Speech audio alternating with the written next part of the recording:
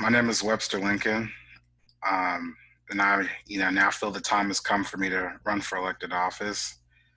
Having grown up in East Palo Alto and been involved in the community throughout my life, I know the challenges in our community and I understand the needs of the people.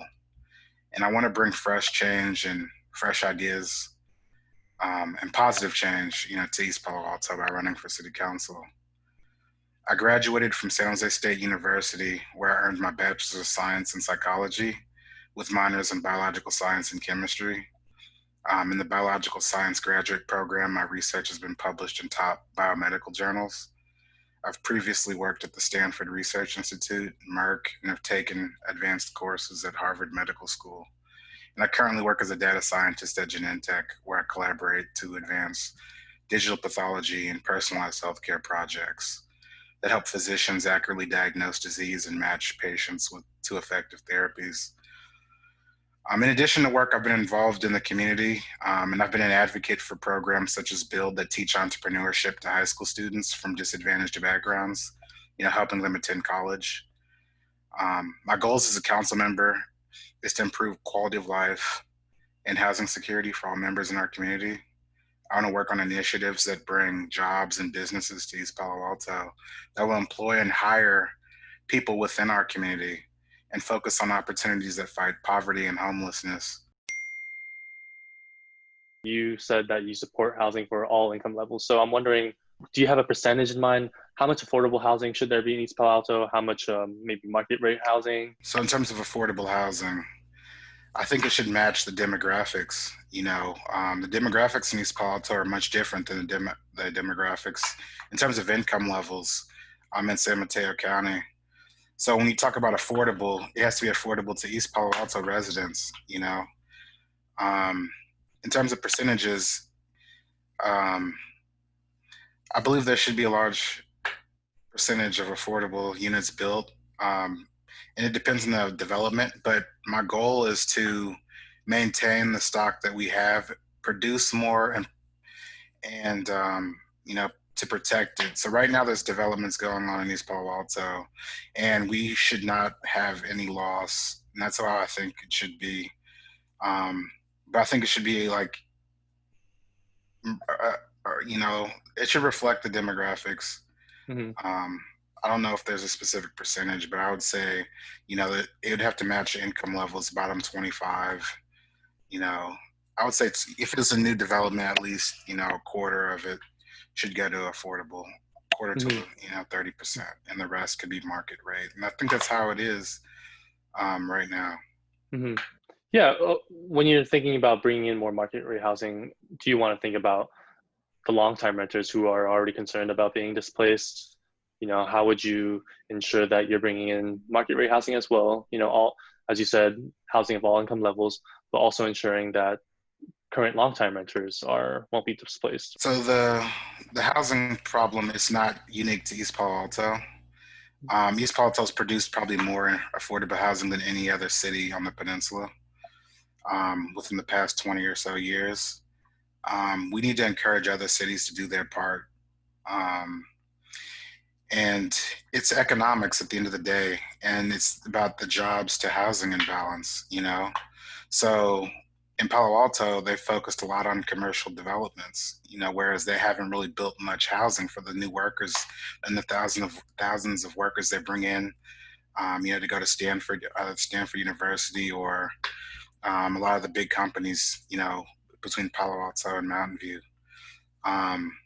But nevertheless, it's economics about supply and demand. And if you're not producing enough housing, costs are going to go up. So we really just need to build more houses. That's how I see it. What direction do you think East Palo Alto should go in terms of commercial development? I think the development should focus on the residents' needs that are already in East Palo Alto. So building commercial and units and bringing businesses that will employ those within our community. So in order to combat displacement, you have to give people not only affordable housing, but also job opportunities. They go hand in hand. If there are no jobs and if there's no housing for you, then you're going to have to leave. So I would like to focus on development that's equitable and supports the residents of East Palo Alto. Hmm. How would you do that? Is I know there's Measure HH. Obviously, we haven't really seen the fruits of that measure yet, but how would you do that? Yeah, there's the first source hiring rule, but at the end of the day, we have to hold the developers accountable and make sure that they're building for our residents. Focusing on mixed use and small businesses, build startup space, things like that. That people can, if they're entrepreneurs in our community, they can have their own office, they can have their own business and operate in the community, and then they will also employ those within our community. We Hmm. can offer incentives to entrepreneurs and business people to hire within our community. Um, Hmm. and it's right now development. I believe it should happen, you know, but it shouldn't be at the expense of people in our city and our vulnerable residents. Should we invite more tech companies into East Palo Alto? If it's a tech company that benefits the residents, yes. If there's no benefit, I don't. I would probably have to go. It had to be case by case basis, but What does that benefit look like then? Should tech companies provide financial support? Should they sort of pay for some city's infrastructure? What does that benefit look like? so a case or an example would be, the Amazon project. Um, it's good for the city. The city gets revenue. It helps fund some infrastructure and future capital improvements. Um, it's good for Amazon, but like, is it good for the residents? Is it employing people and providing people with opportunities other than working in a kitchen or being a janitor, um, or doing some service work? We want jobs that employ people within our community. There's an imbalance in East Palo Alto right now between housing and jobs. Whereas in some communities like San Francisco, there might be 5 jobs per household. In East Palo Alto, I think it's a fraction, like maybe zero point 0.2 jobs per household. And so, if we need to bring jobs for people within our community, and that's really what I would want to focus on. If it's a tech company that hires workers from East Palo Alto, that's good. We have a first source hiring rule, and I think um, the business, in order to prevent displacement, we need to bring jobs that fit our demographic. Hmm. Despite that first hiring rule, some residents might argue, there's still not enough opportunities here in East Palo Alto. So how do you ensure that, even considering stuff like Measure HH or the first hiring rule, how would you make sure, okay, more East Palo Alto residents are getting jobs, and not just jobs in like Target, but also, in higher paying jobs as well? Yeah, gainful employment. So I think we just need to bring, when the development's happening, we kind of just need to focus on our residents. I think Measure HH, we get about $500,000 in revenue from Amazon or something, somewhere around that number, from their lease. But if you think about it, what's the average salary for a software engineer, say working at Amazon or Facebook or Google? They're making, in terms of total compensation, around, I would say, $250,000 a year. So what we're getting in revenue from the whole year is the equivalent to 2 workers, and that Amazon building brings in 1,000 workers a day. And you ask, I mean, is that equitable? So nevertheless, Measure HH is good, but I don't think it goes far enough. Um, we need to focus on development that supports people and helps prevent displacement within our community. And really, that's how I see it. But I think development's good. I want to move to good development forward, but I don't want it to be at the cost of our residents and our diversity. Do you have a plan to mitigate the impact of the pandemic has upon East Palo Alto? Right now, they're kind of rated at 3 times higher of a positivity rate than all of San Mateo County compared to all of San Mateo County. So, what would your plans be? Well, what you have to factor in is that there's a lot of overcrowding in East Palo Alto and multi-generational homes, in addition to many workers in East Palo Alto being essential. So when you put all that together, then yes, that might explain the higher positivity rate.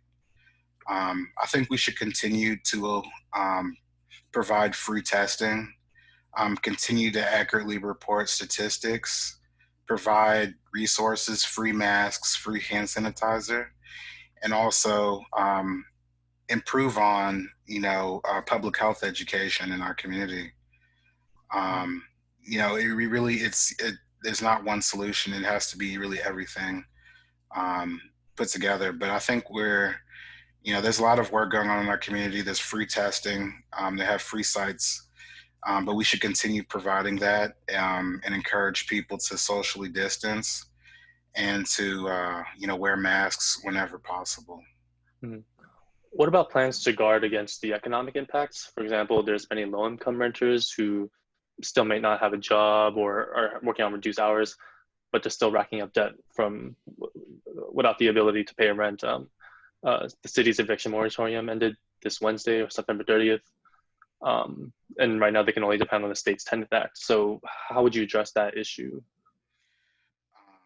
I would like to partner with a lot of local nonprofits that provide rental assistance. Unfortunately, there's a proportion of individuals in East Palo Alto who aren't able to get stimulus checks and unemployment checks. Um, but I would like to work with nonprofits and to help mitigate the impact and probably strengthen our tenant protections to allow people to recover, from this crisis because the shutdown was state mandated. They had no choice but to stop working, and many people in East Palo Alto are living paycheck to paycheck, and something like this can really devastate their finances, and they'll probably never be able to pay it back.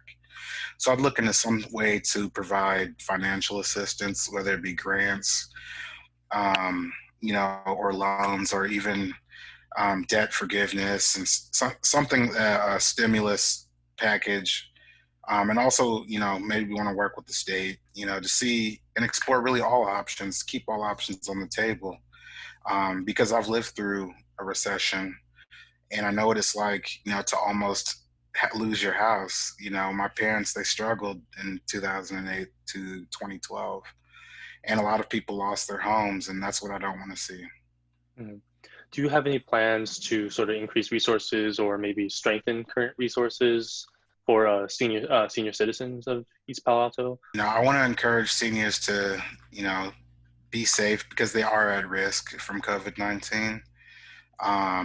So providing them with at home, sort of support, but you also have to be careful because in the beginning of this pandemic, there were a lot of senior homes and that were being infected with COVID-19. So we really have to be careful with them and make sure that they're protected. But um, I would do outreach to see what seniors and what their needs are, and try and see how we can, work together to make sure that their needs are met, Mhm. and just conduct outreach, that's understanding to their needs.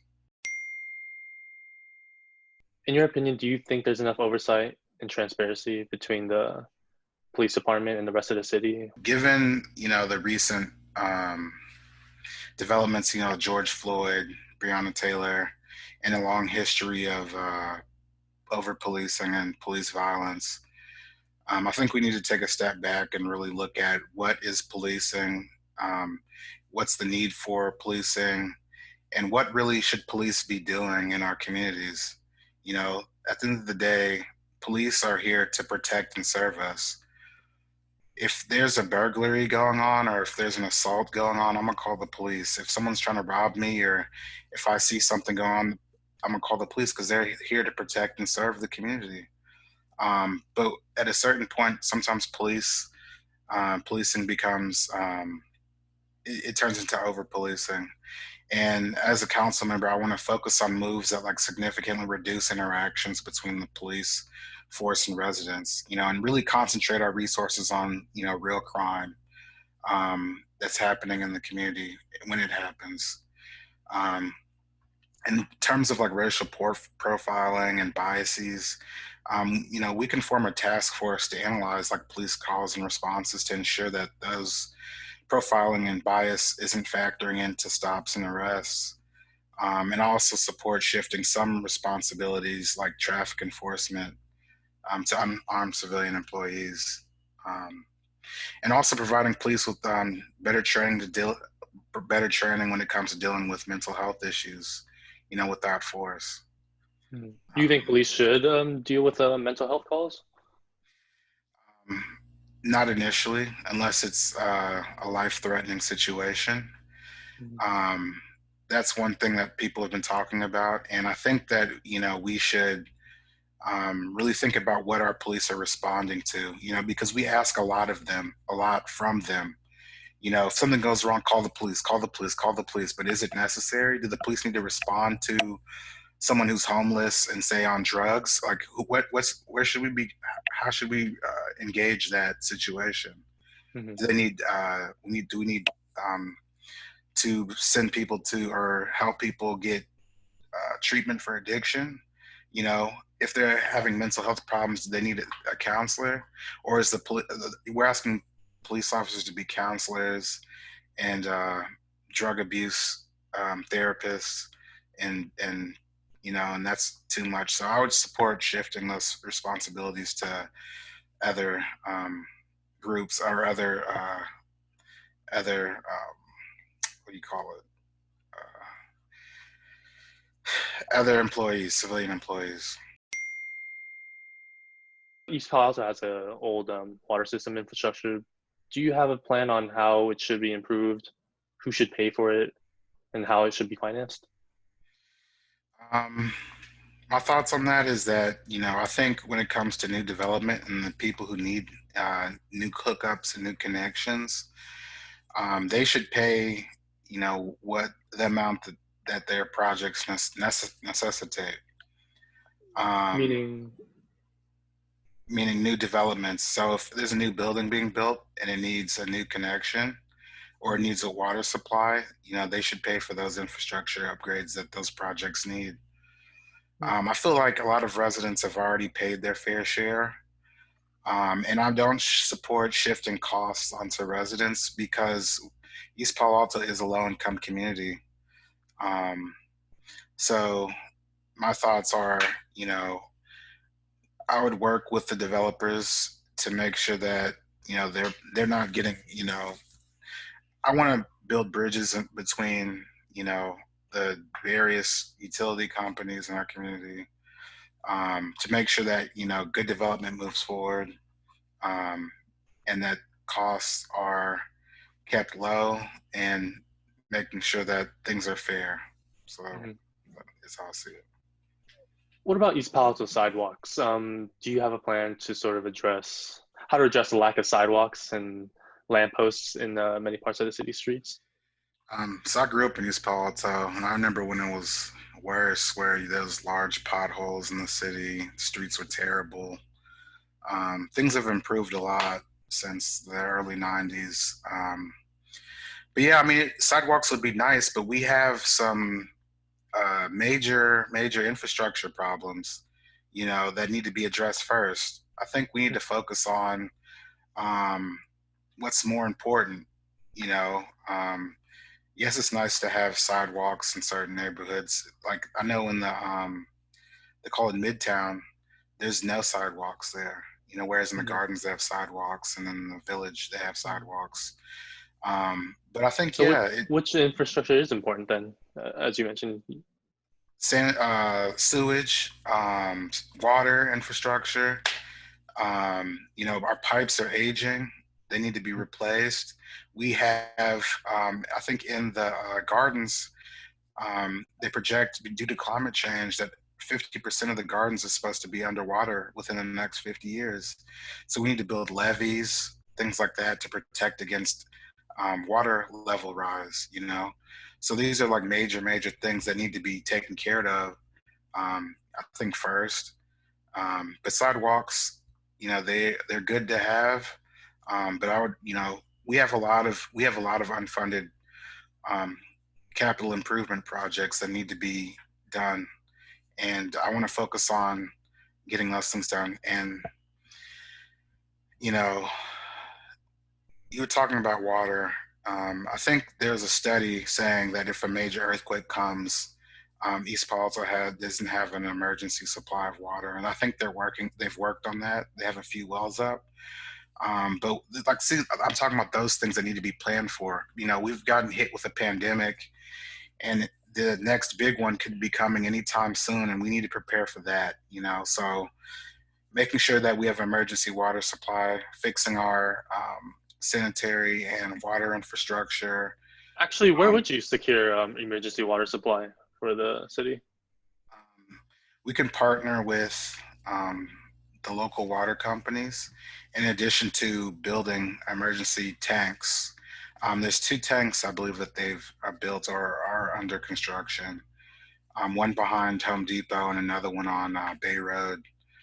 Um, and we need to make sure that those are available because, like I said, if an earthquake comes, half of East Palo Alto might be without water for a long time. When you consider all the development plans you want to pursue, how do you plan to address traffic congestion, which is already an issue? I think in terms of a long-term goal that I've talked about, and this has been previously discussed for years. You can go search on Google about it, but it's we really need a southern connection to the Dumbarton Bridge, and I know we'd have to partner with the state and the county and local governments to get this done. But we need a connection that goes directly to Embarcadero Road and Oregon Expressway. And we also need to extend public transit from the East Bay, because I believe the statistics that, at least according to the mobility study, that it's like 85% of trips on University Avenue neither originate or designate in East Palo Alto. That means East Palo Alto is just being used as a pass through because I believe when they were planning the Dumbarton Bridge, it was supposed to originally there's supposed to be a southern route through the Baylands or skirting the Baylands, going directly to Embarcadero and Oregon Expressway. But, there was a lot of fighting, and Palo Alto residents complained about there being an increase in traffic through their city. So the Dumbarton Bridge just, goes straight through our city, the traffic from the Dumbarton Bridge. And, so that's something that it's a long-term goal, maybe 5 or 10 year goal that I want to work on to get another route built that Mhm. goes around the city, and so traffic isn't coming through the city every day.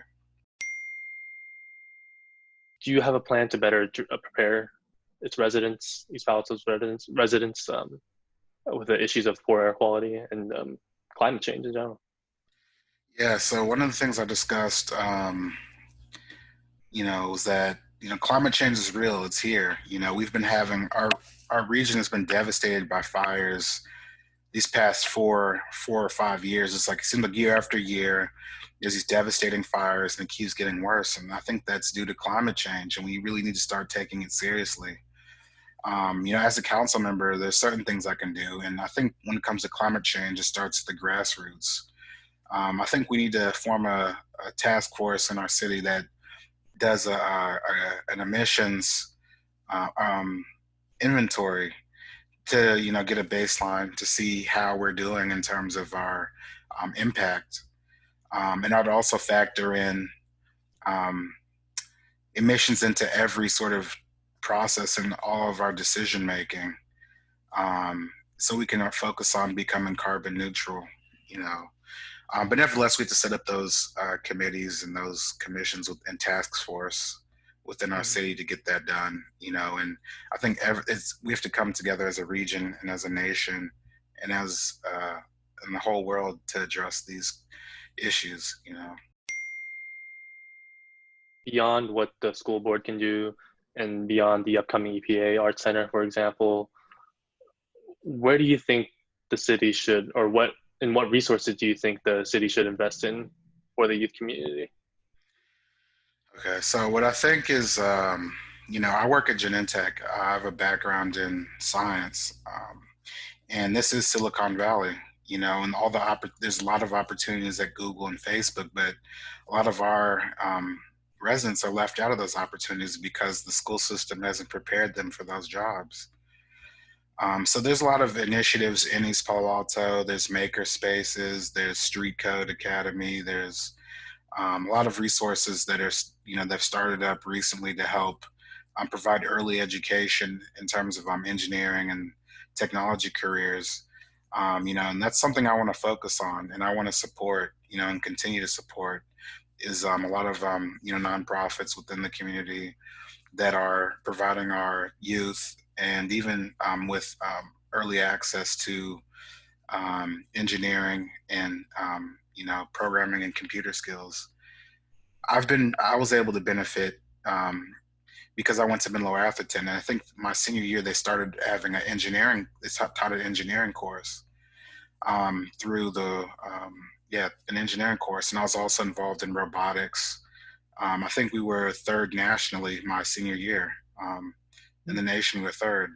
So all those experiences, have helped me today. Some of the things I learned in high school I still kind of use. So having those opportunities within the community, robotics, coding, science, technology, engineering, math, and investing in those programs and initiatives is important to me, and I've been able to benefit from it. And I think our youth in East Palo Alto can also benefit. So that's Mhm. what I want to focus on as well. Residents might stand on different spectrums when it comes to approaching homelessness. Yeah. Some might think, some might think that, oh, we need to pour more resources for them. Some might think they're a concern for their own and their children's health, especially during COVID-19. I mean, if you have brought up how they find human feces right in front of their doorsteps or right in front of their nonprofit organizations. So I'm kind of curious, where do you stand in terms of how homelessness should be addressed in East Palo Alto? Um, we should provide them with a pathway out of homelessness. I think that's what's important, and also prevent people from becoming homeless and becoming displaced. Continuing to focus on providing job opportunities within our city, bringing more businesses to our city that employ people there, providing affordable housing. Those are I think, the most significant ways we can prevent homelessness, and then also providing them with opportunities to get out of homelessness, temporary shelter, showers, bathrooms, public bathrooms that are serviced, um, drug treatment, mental health treatment, continuing to invest and pour resources into that. And that's how we can fix this problem. Um, you know, we just have to continue to keep working and providing people with opportunities that prevent them from becoming homeless, but also help giving them pathways out. Yes. What is missing on city council right now that you think you need to fill? Yeah. So I think every incumbent was always a newcomer at some point in time. Um, but at the end of the day, the city council hasn't always advocated for what the residents want. If you go around East Palo Alto and you ask them about, say, the Amazon building, people get angry. I mean, there's a big divide in the community. Some people say, yeah, it's good for revenue, it brings in a lot of money, but other people's like, no, it causes displacement. Um, but uh, to answer your question, some people feel like there's a disconnect.